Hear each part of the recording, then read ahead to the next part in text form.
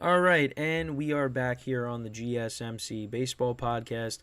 And for the final segment of today's show, we are going to preview the games for tonight and, talk about the playoff implications regarding at least some of those games, because not all of them really have any. But let's get right into it. So, obviously, one of the teams that's in the American League that's not an American League West team is the Blue Jays. So they start a 3-game set with the New York Yankees tonight. It's Kevin Gausman against Michael King, who's actually been very good for the Yankees since they kind of put him into the rotation. And he keeps pitching like this. He should be in the rotation next year. Because right now with the Yankees, obviously the Domingo Germán stuff, he's not going to be a factor. Frankie Montas, he's gone. He hasn't even pitched at all this year, but yeah, he's not going to be an option. Luis Severino's not going to be an option. So you really only got, I guess Nestor Cortez, he'll be back next year, but you have Garrett Cole and Carlos Rodon, and then that's basically it. And I guess Clark Schmidt as well. So Michael King could definitely factor in to the rotation. And over his overall stats, he's 4-12 with a 2.66 ERA. He's been good. His last start against the Blue Jays, he had, I think, 13 strikeouts. So, yeah, listen, if they could stretch this guy out and he could be a starter and he could keep pitching the way he's been pitching, yeah, I say go for it. But, yeah, so you got Michael King and Gausman on the mound. Blue Jays, they just took 2 out of 3 from the Yankees in the Bronx. They are going to have to deal with Garrett Cole. He'll be pitching against Barrios tomorrow. So, it's going to be first 2 games dealing with Michael King, who's been pitching well, and Garrett Cole. It's going to be tough, but the Blue Jays, I think, once again, they should take 2 out of 3. They should. And that should, if they can do that, I think that basically, wraps that up for them. They are definitely going to be a playoff team if they can do that. It looks like they already, to me, are a playoff team, but if they could take this series, then I think that just solidifies that, going into that final series of the year, which is against the Rays, which is not going to be easy, but,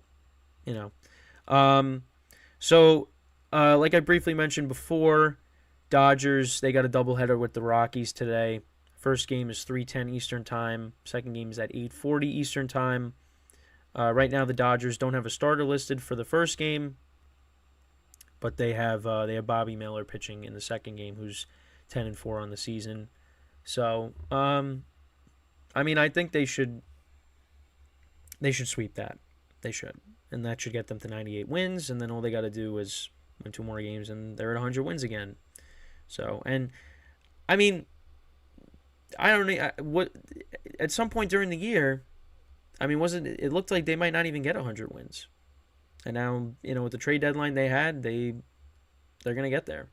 Now, not to say that they were on their way to having a bad season. It's just the last couple of years, that's what it's expected out of the Dodgers. The lineups that they had, and the lineup is solid, and the moves that they made have been good. So yeah, they look good, and they're on their way to another 100-win season.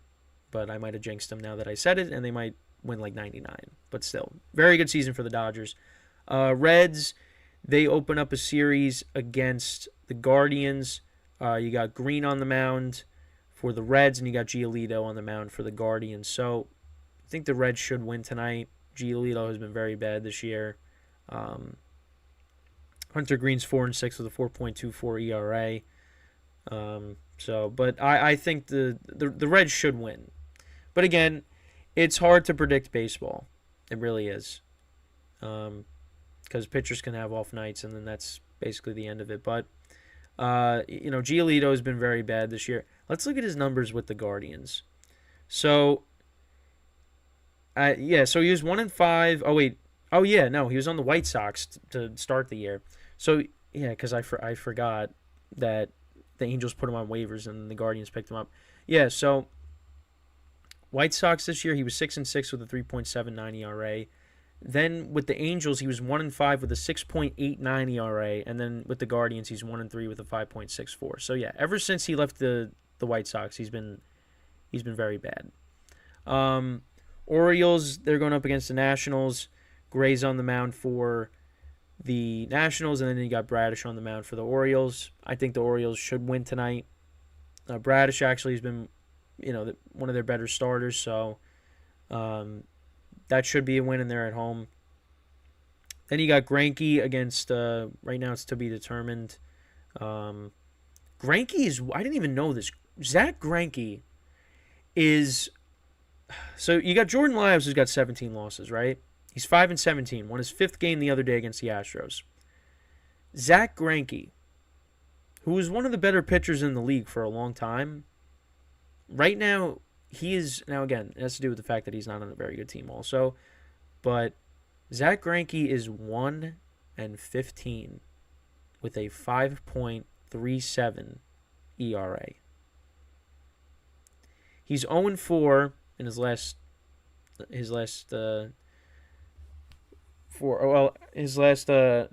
7 games. So has he been? I guess he's been put in as a reliever then. 0-9 in his last 15 games. I mean, that's, again, I mean, it's not prime Zach Greinke, so it's, he's 39 years old, and he wants, I guess he wants to finish his career where he started, but it stinks that, that's what it's come to, though. 1-15. But I didn't even realize that. I mean, you go all the way back to, 2009 was his best season with the Royals. He was 16-8, 2.16 ERA, and now you flash forward to 2023 and he's 1-15. But again, different pitcher. But yeah, that's just, I mean, at least last year he was 4-9 and he had a sub-4 ERA. He was 3.68. I know, I love how I say it. At least last year he was 4-9. But more so looking at the ERA, it was under 4.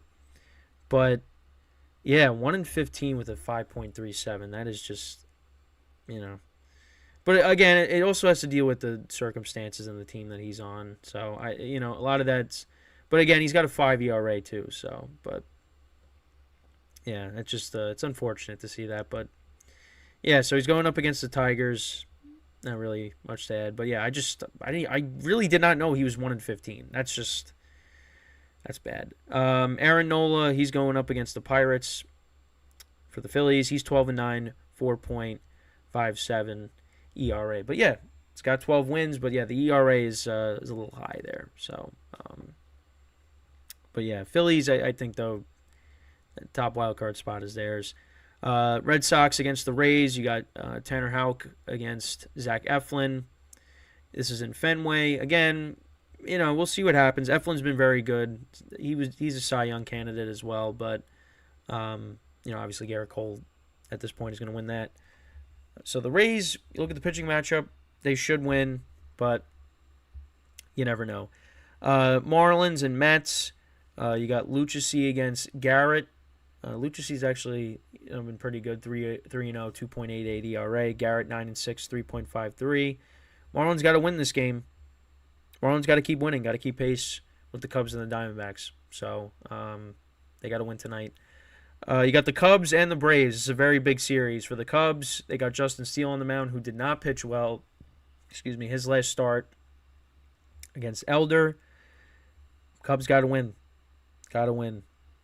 Because with the win and a loss, with the loss for the Cubs and a win for the Marlins, they'd be tied. So, and if the Diamondbacks lose, they're going to be tied. All three of them are going to be tied. So, yeah. So we'll see what happens with that. Twins play against the A's. I mean, the Twins already clinched their division, so there's really nothing to talk about there. I mean, I think they still have a slim chance to maybe catch the Rangers, but it's for the bye, but it's not going to happen. So. Diamondbacks and the White Sox. Davies is on the mound. He's got a 6.81 ERA, and then you got Urania for the White Sox, or Urena. He's 0-6 with a 7.27, old Marlins pitcher. But yeah, 7.27 ERA. So yeah, we'll see what happens with that. But Diamondbacks got to get back on the right track here because, again, losing 2 out of 3 to the Yankees at this point, not something you want. Brewers against the Cardinals. You got Hauser against Thompson. Brewers close to, well, not close. Well, they are close. But I was going to say, yeah, with the win tonight, they clinched the division. So, sorry about that. I was all over the place there just now. But, yeah, so they just got to win tonight. Division is theirs. Rangers continue their series with the Angels. You got Demers on the mound for the Angels, and then you got Bradford on the mound for the Rangers. Rangers got to keep playing well and try to wrap up this division if they can, because right now they're in the driver's seat. Seth Lugo and Harrison are going at it tonight for the Padres and the Giants. Kyle Harrison. Both teams could be eliminated by tonight if the Padres win, and obviously the Giants will lose if that happens. And then I guess, if the Cubs and the Diamondbacks both win, then they're both out. So,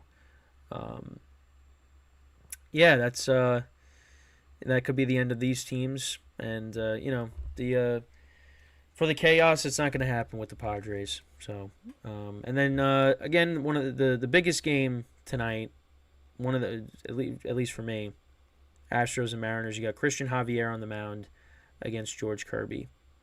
So Mariners got to get the win. They've lost 4 in a row. They're at home. Last night it didn't really matter, but they have to. They got to win tonight. They just have to. And that's basically the previews for tonight. So obviously, I think the ones you got to really zone in on is the Cubs and the Braves, and the Astros and the Mariners. Obviously, some of these games are important. It's just you got 2 teams going at it. That the Braves are still got to solidify home field advantage, which they will get, and then you got the Cubs who are, trying to hold on for that, hold on to that wild card spot. Marlins are right behind them. Marlins again playing the Mets.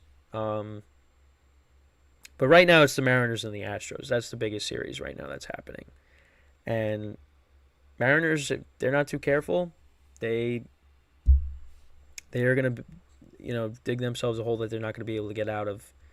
And especially with the last, the last week of the regular season, and, you play the Astros and you're playing the Rangers, I mean, it looks like they're going to be on the outside looking in, But if they can get a win tonight, Christian Javier has not been pitching well for a while now. They need that game. They really need it. So we'll just have to wait and see. But yeah, that's basically the show for today. Shortly after this, I will record the Patreon, and that will be up on the Patreon. So if you go to patreon.com and search up GSMC Sports Network, it will be there. We're in the process of getting all of the videos up, with all the shows. Also, make sure to check out the GSMC College Football Podcast, the GSMC Basketball Podcast, and the GSMC Fantasy Football Podcast. Those will be out later tonight, those streams, so make sure to check those out. And like I said, yesterday's show, broken down, will be posted at some point today. So if you missed anything, the segments will be up on both channels, so you could just watch the segments. You don't have to skip around the whole stream. And, it'll also be up on Spotify. So, again, look up GSMC Baseball Podcast, and it'll be on Spotify. And that's pretty much it for today. So I thank you all for tuning in. We'll be back again tomorrow, 11 a.m. to 12 p.m. Eastern Time. And, and then obviously Patreon after that. So until then, I'm Kenneth Grunfelder signing off from the GSMC Baseball Podcast, brought to you by the GSMC Sports Network. Have a good day, and I will see you guys tomorrow. Take care.